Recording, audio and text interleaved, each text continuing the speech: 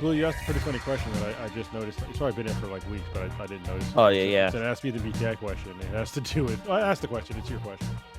So yeah, this came up a while ago. I kind of wanted to wait till we had like everybody on the podcast, but I wish I'd asked this when Lilith was on the podcast, but I've been trying to get our reaction too. But the question was, when making a peanut butter and jelly sandwich, do you start with peanut butter or jelly? Who's going which first? Which one you put down first? Can I tell you what I have a system on making PB&Js. All right, so the way I used to like them when I was a kid is I toast the bread, always wheat bread because fuck white bread. Yeah. I'll start with the peanut butter. All right, so you use peanut butter, you slap that down, and then with the other piece of the bread, I took that to clean off the rest of the peanut butter, and then I'll put the knife in the jelly, and then finish my PB&J. So that way you didn't get too much peanut butter in the jelly. For some reason, I was concerned about getting jelly in the peanut butter, but not the other way around. I don't know. Yeah. It felt like jelly was kind of a hoe. So, whatever. God dang. Well, see, I always put the other way around because I didn't want to get peanut butter in my jelly. Because I've seen like I have family members that did it the other way around. There always be like little chunks of peanut butter inside the jar. Of like, oh, that's fucking gross. So I usually go jelly first, and then like I'll wipe off. Actually, I wouldn't even wipe off the jelly. I'll just stick it in peanut butter, just scrape it onto the thing. And like if there's any jelly that's in there, I'll use because the spoon is now covered with peanut butter, and like I spread it on the bread. And hold on, you use a spoon, bro? Yeah, I was gonna say. Yeah, okay. So you could have used a knife for the peanut butter and a spoon for the jelly. So there was a previous episode of podcast where I talked about how I can't make a peanut butter and jelly sandwich using a knife. I have to use a spoon.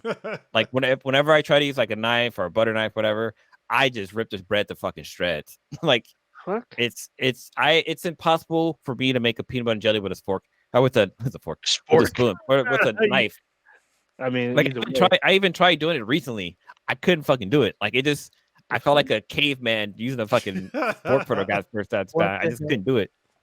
So for me, I've tried it both ways. When I noticed if you put no, if you put the jelly first, the jelly tends to break through the bread.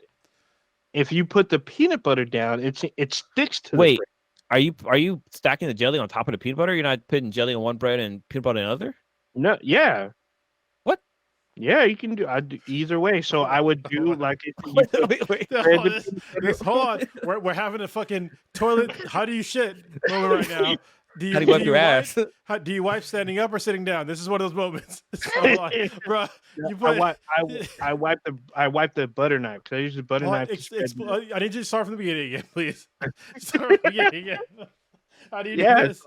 So I do the bread first. And I take the butter knife. I spread the peanut butter across the bread. I wipe the knife, and then I use the jar to scoop the jelly onto the peanut butter and spread that on there, and then on top of the peanut butter. Yes, on top of the peanut butter. And what the hell? Slice on top. Technically it works, but it's just different. I get end result, and then you could do jelly on one side, but like I said, the jelly when you spread the jelly, it has a tendency to break through the bread. That's why you That's why you toast it. That's the fucking. So I can toasting it feels weird. I've eaten it that way, which it's okay. But wait. Just like plain bread, and then you do the peanut butter, add the jelly on top of the peanut butter, then you add the slice on top of that. No, this doesn't make sense to me because wouldn't putting the jelly on the peanut butter butter back onto the knife or to the spoon? By the time you're done, you don't need the knife anymore. But how do you know how much jelly you have on there? Because like for me, like I gotta like cover the bread with jelly to make sure that every inch of that shit's fucking gonna have every bite has jelly in it. The surface area of the bread is covered by peanut butter. You just match that with the jelly. But the jelly's gonna slide off. Usually, no. Well, it doesn't slide off because it sticks to the peanut butter. So what you do is when you scoop your jelly off, depending if there's chunks, you can just smash the chunks on top of it and just spread it all the way through, and then put the bread on top, and then you're done. I feel like I've done it before, but it just felt wrong. I was just like, this doesn't feel right. Yeah. Yeah, it works every time. This what this proves to me is that there's like a million ways to do the most basic fucking things. Yeah. Like seriously.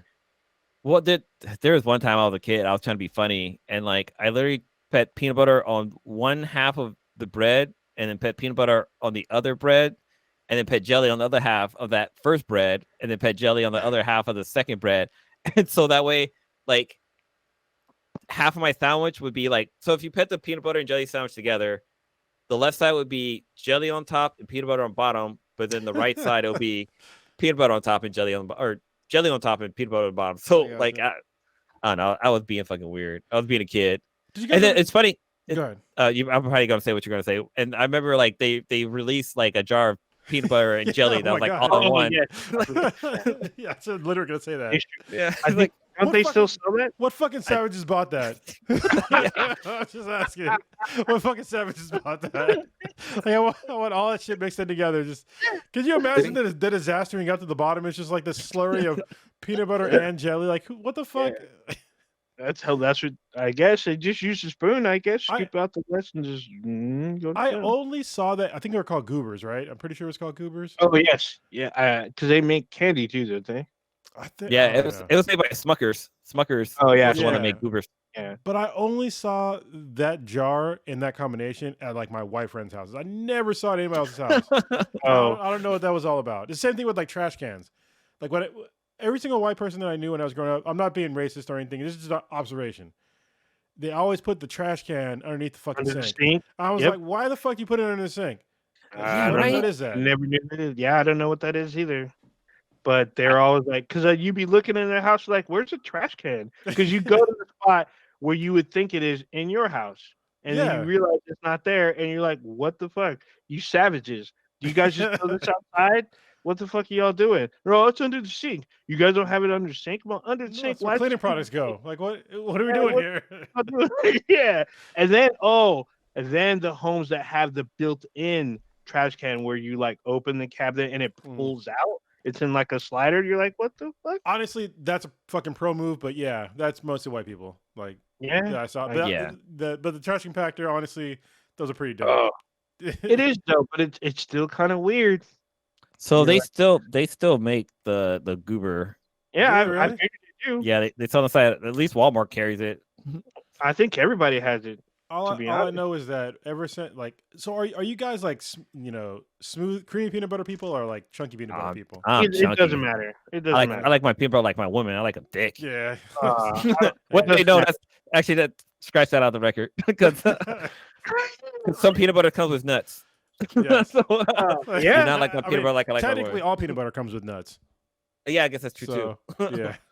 Well, I guess I like her nutty, like she's crazy or some shit. That makes more sense. But Cake Man says you should make PB&J with the spoon, and I've done that. It works out just fine. Yeah. So there you go. Yeah, it's definitely easier to get the jelly out. It blew my mind. So I prefer chunky peanut butter. That's my jam. Even though I don't eat peanut butter very much anymore, especially now because I'm keto. But once I remember, like back in the day when Costco first started getting like really big, my parents used to go there. And it was the first time I had the like natural peanut butter. I forget what kind it was, but it was a kind where you had to like mix it around and shit. Oh yeah, oil separated. Oh man, oil on top. Yeah, that shit fucking changed my life. That was so good. I love that peanut butter. Have you tried the PB2? What the fuck no, is that? because it's the stuff if you're allergic to peanuts. So, it's like fake peanuts? No, it's real peanuts. It's the one that's like it's still peanuts, but it's like powder, and you like mix it with water. Oh, I see. Okay, I'm pretty sure PB2 is for it's safe for nut allergies. Hold on, PB2 nut allergy. Nut all over. I'm pretty sure. Let's see. A clinical trial showed that PB2 was better than other forms of peanut butter preventing peanut allergies. So yeah. Because it's weird to me, but some people have like the death peanut allergy, where like if they don't get treated within like half an hour, they're dead. I'm like, yeah, that's weird. What I'm reading, because I remember somebody told me this before, because they were allergic to peanuts. And they said that PB2 was okay for them to eat because it was missing something. What's going on with my mouse? It's probably missing some kind of enzyme or protein. If my mouse could click, I would click on these things, but apparently my mouse is like broken or some shit. What the fuck's going on? Oh, there we go. Does it contain peanuts? Hi there. No, this product does not contain peanuts. Although PB2 powder, peanut butter, and other in the powder blah blah blah are the same facility. Yeah, it doesn't actually contain Actual peanuts. peanuts. Yeah. What the hell? It's full of hopes and dreams. Well, then can hopes and dreams with little small children. Can they call it peanut butter then? Well, it's not called peanut butter. It's called PB2. Yeah, PB2. Oh, there you go. Workaround. Yeah, right. That's the workaround, man. Can't It's call like- it peanut butter. It's PB2. Well, like, what the fuck? I mean, what is it made of? Now I'm very curious. It's probably similar to the Impossible Burger stuff. It could be all plant based, just no peanut butter. Well, see, but this is very strange. It says that it's made. When you go on the site, it says it's made of peanuts. Yeah, like they have fucking peanuts on the goddamn packaging, or like on the. It's made from tan bark. Just don't overthink it. It's tan bark, grinded up tan bark. What are the ingredients in PB2? Yeah, it says on their website. It says the base ingredient in every jar of PB2 are roasted peanut, sugar, and salt. How's it not triggering an allergy? It has to remove something. There must be a protein that they remove. It's either that or an enzyme. Yes. Either one. Or both. Yeah, I'm trying to click on. Oh, here we go. There's a WebMD article on it. Oh. Is a powdered peanut and it's nutrient dense PB2, similar to traditional peanut butter, but is healthier. I'm trying to find the allergies. It may help prevent allergies. One benefit of PB2 is that feeding it to young children may prevent peanut allergies later on in life. Okay. Yeah, because I know we gave this to my son. Like that was his first introduction to peanuts. Actually, I should give him some more and make sure that shit can come on later in life. Yeah. But why? I don't know. Anyway, that's a fucking tangent. I love peanut butter. I feel bad for people that have peanut butter allergies. Even though I literally make peanut butter sandwiches, just peanut butter, no jelly, because my daughter doesn't like jelly for some reason. Either peanut butter or almond butter sandwiches 5 days a week. I make them for my daughter, but I never eat them anymore. Dude, I think I mentioned this on the podcast before about the peanut butter jelly sandwich and the Warriors, how they led them to a championship. No. Because like they say that peanut butter jelly sandwich is like the perfect food. Like it has all the stuff to give you energy. And I guess the Warriors, that was like their main dish, like that they would have served in like their locker room. And it basically gave them like the energy to like play longer and play harder or something like that. I believe it because when I broke the school record for the 40-yard dash, guess what I was running on? Fucking PB&J's all day, every day. I'm trying to see if I can find it. I think it was, I don't know if it was an article I saw or if it was like some story that I listened to.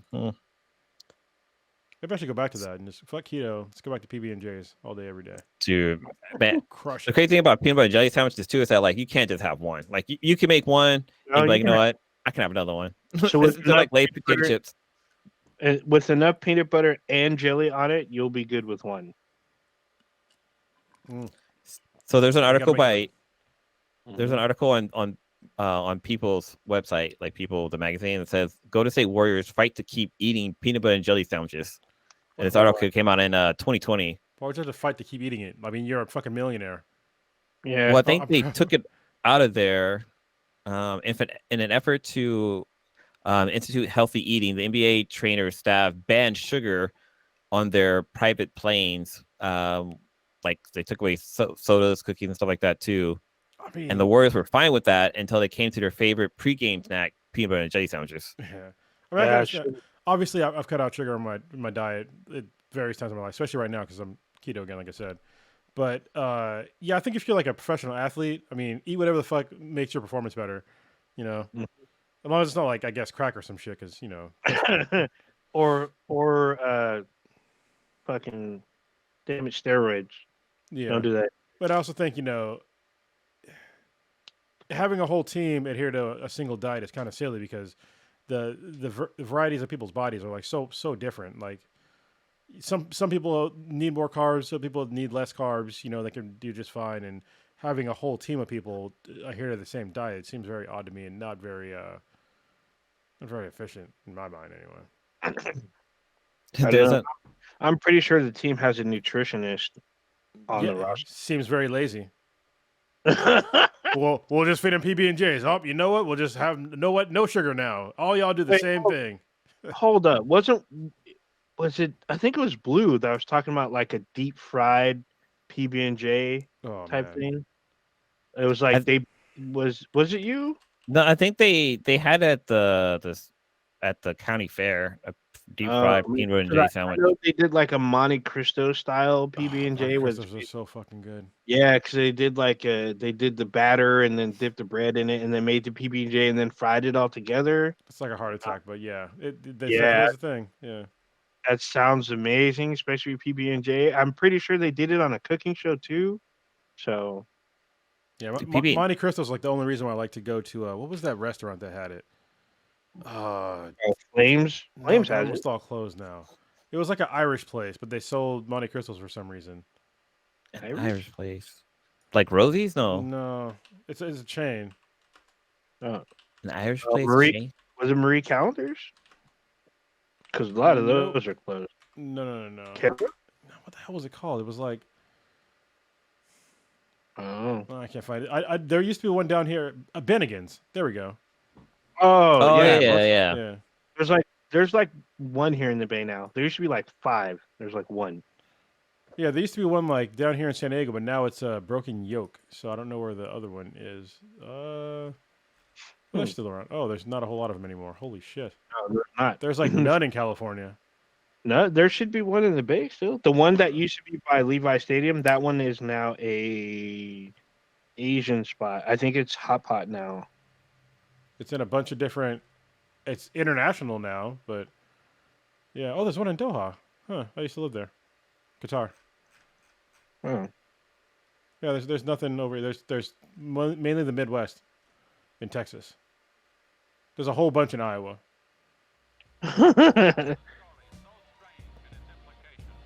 There's 4. There's 5 in just Iowa. 5.